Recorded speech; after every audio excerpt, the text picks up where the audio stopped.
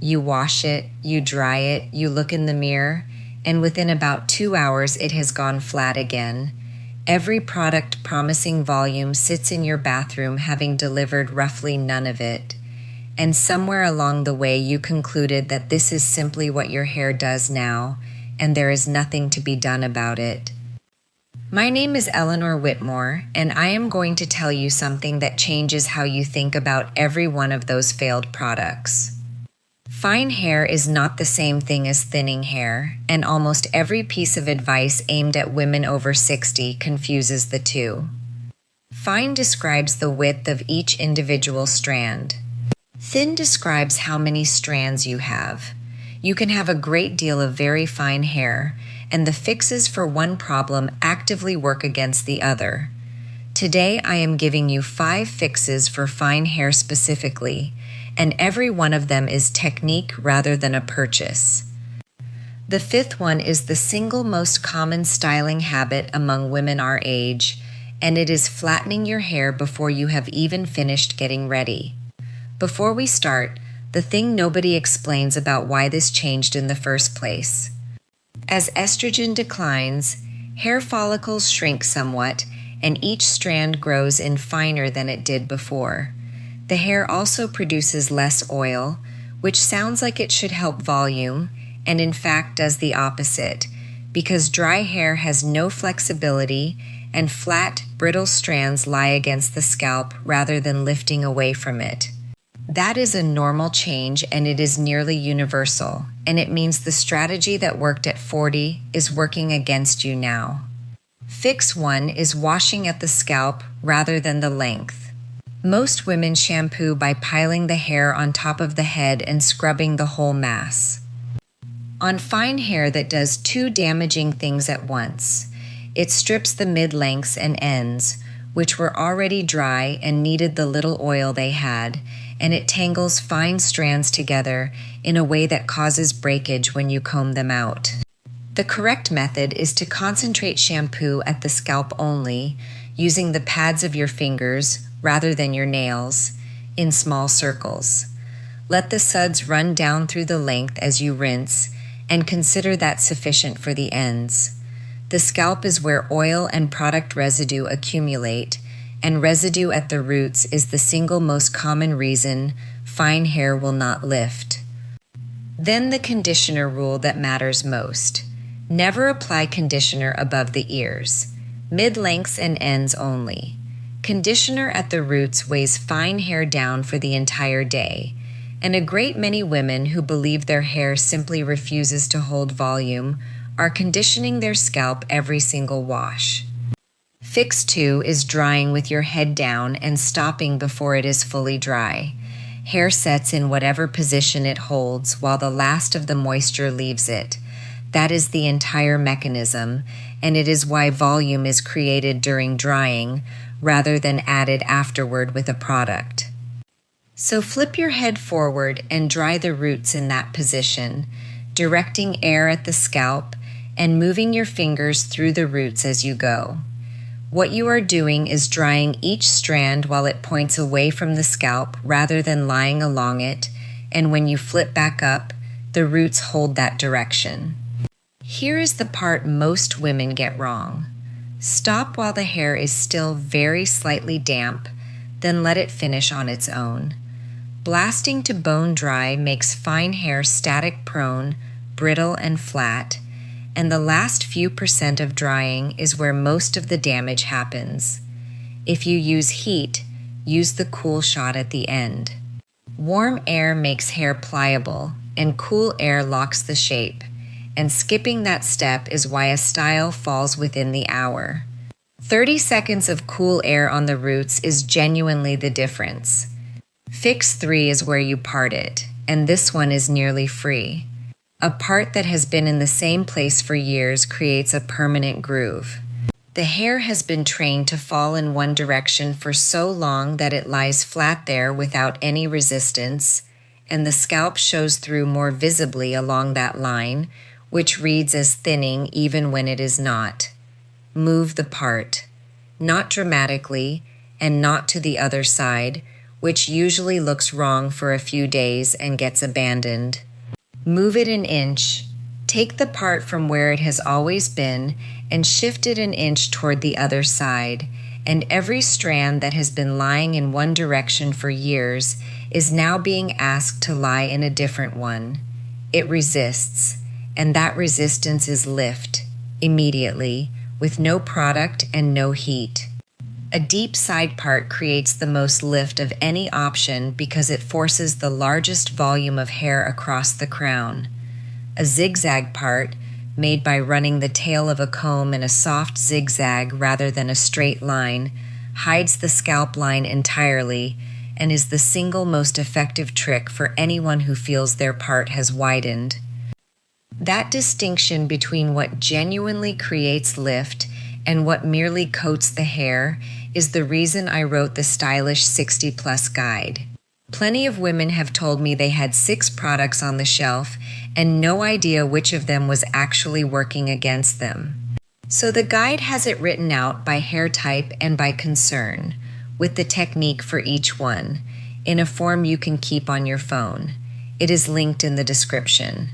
Now, Fix 4 is the one that finally explains why the products have been failing you. Fix 4 is applying product at the roots while the hair is wet and using far less than you think. Nearly every volume product in your bathroom is designed to be applied to damp hair before drying because it works by supporting the hair as it dries into shape. Applied to dry hair afterward, most of them simply coat the strands and add weight, which produces the opposite of the effect on the label. The amount matters even more. Fine hair is overwhelmed by product almost instantly. A mousse portion the size of a small egg, worked through the roots only, is enough for most women, and the common error is using 2 or 3 times that. Which products actually earn their place is a shorter list than the shelf suggests. A lightweight mousse at damp roots. A root lifting spray, applied in sections directly at the scalp, and dry shampoo, which almost nobody uses correctly. Dry shampoo is a texture product as much as a cleaning one, and the way to use it is on clean hair rather than waiting until day 3. Apply it at the roots the day you wash, let it sit 2 minutes, then work it in with your fingers. It adds grip and body to strands that are too smooth and too soft to hold any shape on their own. What to avoid is equally useful. Heavy serums and oils anywhere near the roots. Anything labeled smoothing or anti-frizz applied to the scalp area, because smooth is the opposite of what fine hair needs for volume. And silicone-heavy conditioners used every wash, which build up over weeks, and progressively weigh the hair down until it seems to stop responding to anything. And Fix 5, the habit I promised you, the one flattening your hair before you finish getting dressed. It is brushing your hair once it is dry and styled. I understand entirely why we do it. A brush through the hair feels like the finishing step, the thing that makes it look neat and deliberate. On fine hair, it undoes everything. Every pass of a brush through dry fine hair does 3 things. It pulls the strands down against the scalp, flattening the lift you just created. It generates static, which on fine dry hair is significant and makes strands cling flat to each other. And it distributes scalp oil down the length, which is beneficial for dry ends and disastrous for root volume. Brush fine hair before you wash it, to detangle. Brush it while it is damp and conditioned, with a wide tooth comb, gently, from the ends upward. And once it is dry and styled, stop touching it with a brush. If you need to smooth something, use your fingertips. If you need to reshape, use a small amount of dry shampoo at the roots and lift with your fingers rather than pulling through with bristles. There is a related habit worth naming, which is running your fingers through your hair repeatedly during the day. Most of us do it without noticing, particularly when thinking or concentrating, Every pass flattens the roots and transfers oil from your hands. Simply noticing you do it is most of the fix. One more thing about washing frequency, because it comes up constantly, and the usual advice is wrong for our age group. Younger women are often told to wash less to avoid stripping oil. On fine hair after 60, oil at the roots is the fastest way to lose volume entirely, and going too long between washes flattens the hair against the scalp in a way no product recovers. Washing every other day, or daily if your scalp runs oily, is entirely reasonable. The damage people worry about comes from heat and handling far more than from shampoo. Now, 2 things that sit underneath all 5 and matter more over time than any single technique. The first is your cut, because volume is created by structure before it is created by styling. Fine hair holds shape best at shorter to medium lengths, because long fine hair carries weight that pulls the roots flat no matter what you do at the scalp. A blunt perimeter makes hair read as fuller than heavily layered ends, which on fine hair thin out and look wispy. And ask specifically for lift at the crown rather than layers throughout, because those are different requests and only one of them helps. The second is protecting the hair you have. Fine strands break more easily than coarse ones, and breakage reads as thinning. Sleep on a silk or satin pillowcase, which reduces friction overnight considerably. Never tie fine hair up while wet, when it is at its most fragile.